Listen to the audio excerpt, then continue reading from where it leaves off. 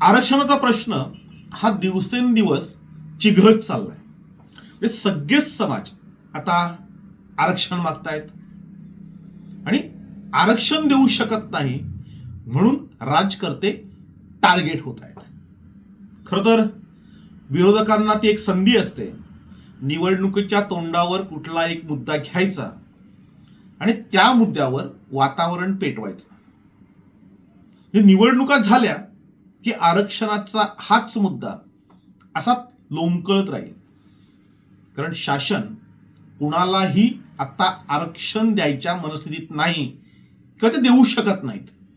म्हणजे ज्या पद्धतीने कायदे बनलेत त्या कायद्यांचा जर नीट अभ्यास केला तर लक्षात येईल की आता कुणालाही आरक्षण मिळेल असं आता वाटत नाही. आणि त्याच्यामुळं आरक्षणाचा हा जो प्रश्न आहे तो हा कायमस्वरूपी चर्चेत राहील, तो कायमस्वरूपी चिघळत राहील. जे कोणी राजकारणी विरोधामध्ये असतील त्यांच्या हातामध्ये हे आरक्षणाचं पोलीस दिलं जाईल. महत्वाचा प्रश्न हा आहे की आरक्षण का मागितलं जातं, आरक्षण कुणाला हवं आहे. जे सर्वात महत्वाचा मुद्दा आहे की आरक्षणाचा प्रश्न कायमस्वरूपी जर तुम्हाला संपवायचा असेल तर आपण मूळ प्रश्नाला हात घातला पाहिजे.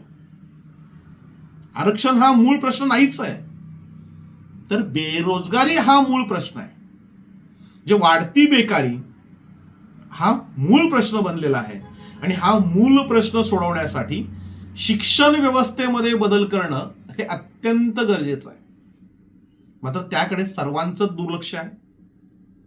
व्यवसायाभिमुख शिक्षण प्रणाली जर उभी केली, आमचे सामाजिक आणि आर्थिक प्रश्न यांची सांगड जर शिक्षणाशी घातली गेली तरच या मूळ प्रश्नाला हात घातला जाईल. जोपर्यंत रोजगाराभिमुख शिक्षण व्यवस्था उभी राहत नाही तोपर्यंत रोजगार निर्मिती होणार नाही, बेरोजगारांची संख्या वाढत राहील आणि त्याच्यानंतर मग आरक्षणाचा प्रश्न उभा राहील की आरक्षण असलं तरच नोकरी मिळते आणि म्हणून आरक्षणाची लढाई लढली जाईल आणि त्या लढाईमध्ये बेकारांचे लोंढे हजारोंच्या संख्येने सामील होतील आणि सरकारच्या नाकी नऊ आणतील.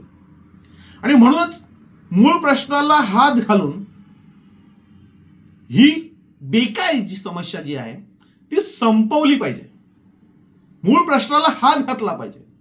म्हणजे सध्याची जी शिक्षण व्यवस्था आहे ही शिक्षण व्यवस्था या शैक्षणिक संस्था म्हणजे बेकारांच्या फौजा निर्माण करणारे कारखाने आहेत. जे दरवर्षी हजारोंच्या संख्येने बेकार हे बाहेर पडतात. ते पदवीधर झाल्यानंतर त्यांना नोकरीच हवी असते आणि त्यांनी जे काही शिक्षण घेतलेलं असतं त्याचा काहीही उपयोग, अगदी काडी मात्र उपयोग बाहेरील जगामध्ये नसतो. ते फक्त एक पदवी प्रमाणपत्र असतं. आणि म्हणून ही शिक्षण व्यवस्था बदलली पाहिजे. रोजगार निर्मिती कशी होईल, रोजगार कसा वाढेल या दृष्टीने प्रयत्न केले पाहिजेत आणि त्या पद्धतीनं शिक्षण व्यवस्था ही उभी केली पाहिजे. म्हणजे आरक्षणाचं मूळ हे बेकारीमध्ये आहे आणि बेकारीचं मूळ हे शिक्षण व्यवस्थेमध्ये शोधलं पाहिजे.